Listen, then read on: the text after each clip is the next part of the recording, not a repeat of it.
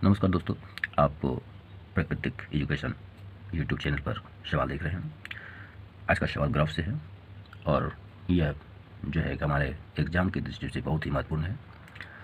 सवाल ग्राफ का जो होता है वो बहुत ही इजी होता है, सिर्फ समझने में डिफ़िकल्ट लगता है और जो समझ लिए तो फिर सवाल में 2 मिनट भी नहीं लगते हैं बनाने में।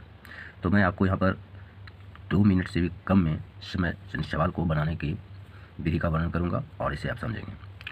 तो यहाँ पर सवाल कहता है समीकरण x - y + 1 = 0 और 3x + 2y - 12 = 0 का ग्राफ खींचिए। देखिए, हम 0 और 0 और 3 या 3 ऐसे बोलते हैं इसलिए कि कुछ डिफ़िकल्ट नहीं हो आपको समझ में। कभी कभी लगता है कि इंग्लिश शब्द का इस्तेमाल करते हैं, कभी हिंदी शब्द का इस्तेमाल करते हैं, तो ये वीडियो में मैं बोल रहा हूँ, ठीक है। तो कहता है कि ग्राफ खींचना है, एक्स एक्स और इन रेखाओं से बने त्रिभुज के शीर्षों के निर्देशांक ज्ञात कीजिए और त्रिभुजाकार पटल को छांकित कीजिए।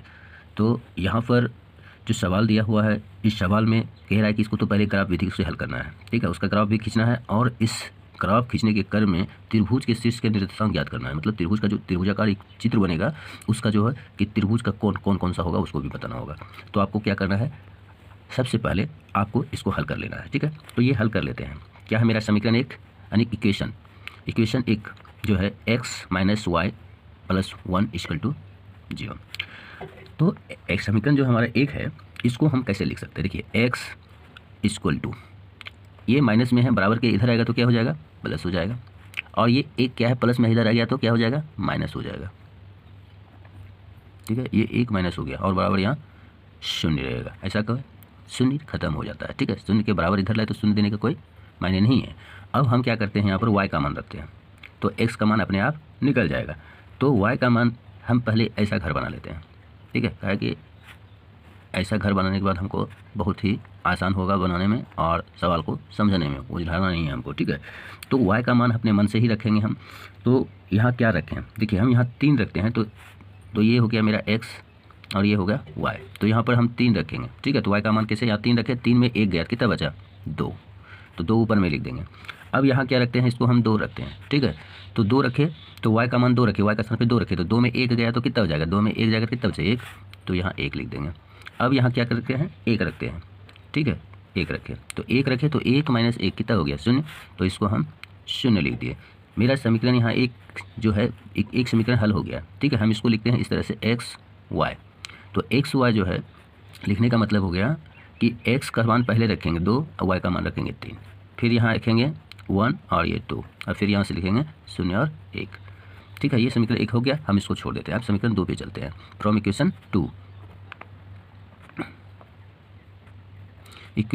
2 मतलब 2 से चलेंगे। तो यहाँ 2 है मेरा इक्वेशन, इसको हम 1 मान लिए, 1 है ही तो यहाँ 3 रखेंगे। तो इसको लिखेंगे क्या, 3x + 2y - 12 = 0। ये जो है उसी को लिखते हैं, ठीक है। अब क्या करेंगे, हमको 3x का मान निकालना है। तो 3x बराबर क्या हो जाएगा, देखिए ये 12 प्लस में है, माइनस में है, इधर आएगा तो बराबर के इस साइड हम भेज दिए, कितना हो जाएगा, प्लस में हो जाएगा, 12 लिख देंगे। ये माइनस प्लस में इधर आएगा तो क्या हो जाएगा, माइनस में हो जाएगा। अब ये 3 गुना में इधर भेज देंगे तो क्या हो जाएगा, भाग में हो जाएगा। मतलब x = 12 - 2y बटे ये 3 हो गया, ठीक है। अब इसमें क्या करना है, इसी तरह से हमको घर बना लेना है। घर बनाने के बाद जो है हमें कितना आसान होता है वो आप देख ही रहे हैं, ठीक है। तो ये मैंने घर बना लिया और इसमें x और ये y हो गया, ठीक है। अब क्या करना है, इसको y का मान रखना है यहाँ पर, ठीक है। y का मान ऐसा रखेंगे जो कि मेरा कम से कम मान वाला आए, संख्या जिससे कम से कम संख्या वाला मान आए। ज़्यादा मान रखने से क्या है, हड़बड़ी हो जाएगा, फिर उतना ग्राफ में जगह नहीं मिलेगा आपको और आप क्या है वो क्या करते हैं, दिक्कत हो जाएगी आपको ग्राफ में जगह खोजने के लिए। तो आपको चलिए हम आपको रखते हैं मान। तो देखिए y का मान हम क्या रखें, 6 रखते हैं, तो 6 दूना 12 पहले हम रख देते हैं। ये 6 रख लिए, 6 दूना 12, 12 में 12 गया तो क्या हो गया 0 और 0 में 3 से भाग देंगे तो क्या हो जाएगा, वो भी 0 हो जाएगा उसका मान। फिर यहाँ क्या रख देंगे, तो उसको उस तरह रखिए ऐसा कि मेरा मान कम से कम आए। तो 3 रखते हैं, तो 3 दूना 6, 6 में 12 यानी 12 में 6 चला जाएगा, कितना बचेगा 6। देखिए 12 में 6 गया, कितना बचा 6, 6 में 3 से भाग दिए, कितना हो गया 3 दूने 6, तो यहाँ हो गया 2। अब क्या रखें हम, यहाँ हम 0 रख देते हैं। y का मान क्या रखें, y की जगह पे 0 रखें, तो 0 × 2 0 हो जाएगा, मतलब 0 × 2 करेंगे तो 0 हो जाएगा। और 0 को 12 में घटाएंगे तो क्या हो जाएगा 12, हाँ 12 में 3 से फिर भाग दे देंगे, इतना हो जाएगा 4, तो यहाँ रख देंगे 4 हो गया। तो इसकी तरह से अब हम इसको लिखते हैं x और y। तब x y जब लिखते हैं तो इसमें x का मान पहले रखेंगे 0, y का मान रखेंगे बाद में 6, फिर रखेंगे यहाँ 2 और 3, और फिर क्या रखेंगे 4 और 0। अब मेरा समीकरण हल हो गया। अब क्या करेंगे, डायरेक्ट हम ग्राफ पे चले जाएंगे। तो ग्राफ बनाते हैं। तो इस तरह से ग्राफ बनाएंगे आप। ग्राफ में वाई एक्स और ये एक्स एक्स होता है, ठीक है। तो वाई और नीचे वाई डैश लिखेंगे, ठीक है। और ये हो गया एक्स और ये एक्स डैश।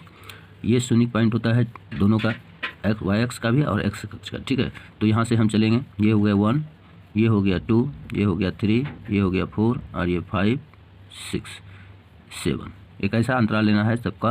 ग्राफ में तो ऐसा रहता है कि 10 घर बराबर एक घर मानते हैं ग्राफ में। और ये हम कच्चा नक्शा बना रहे हैं, कच्चा ग्राफ बना रहे हैं, तो इसमें आपकी जो माप शायद थोड़ा बहुत इधर उधर हो सकती है, लेकिन ग्राफ जो बनना चाहिए वही बनेगा।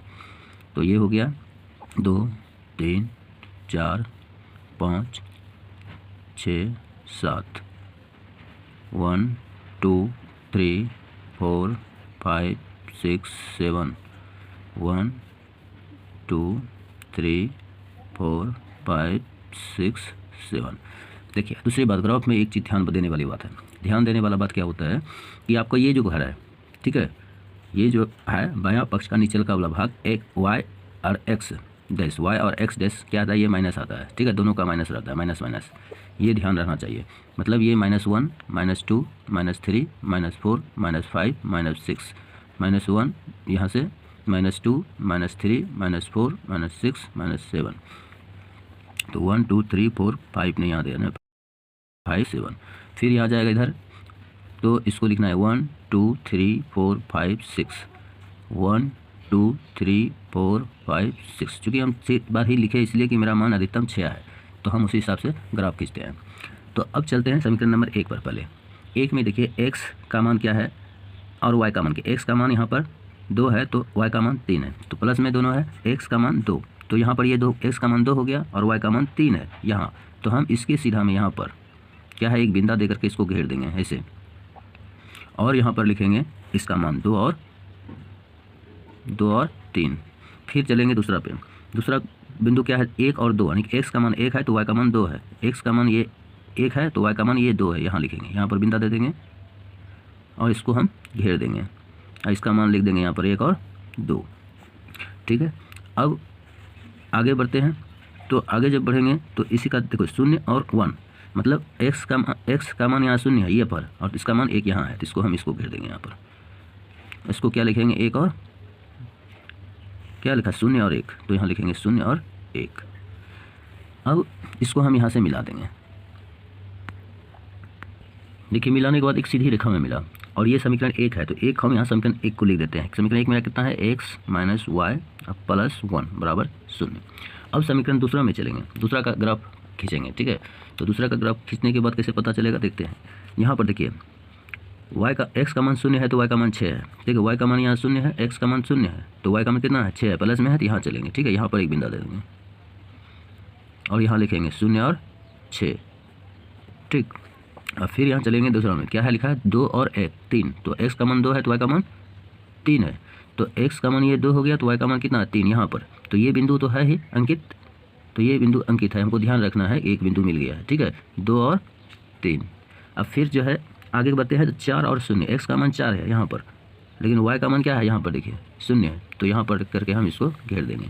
तो ये क्या हो जाएगा 4 और 0। अब इसको देखिए ये सीधा सीधी ऐसे जा रहा है, तो इसको हम मिला देते हैं। तो जब हम इसको खींच लेते हैं और इस पर समीकरण 2 लिख देते हैं, ठीक है। समीकरण 2 जो है 3x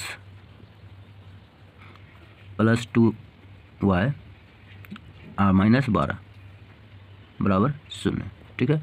ये लिख दिया मैंने, ये समीकरण 2 हो गया और ये समीकरण 1 हो गया, ठीक है।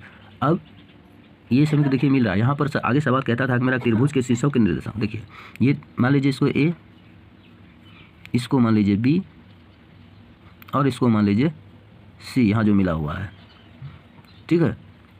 तो ये हो गया c मेरा।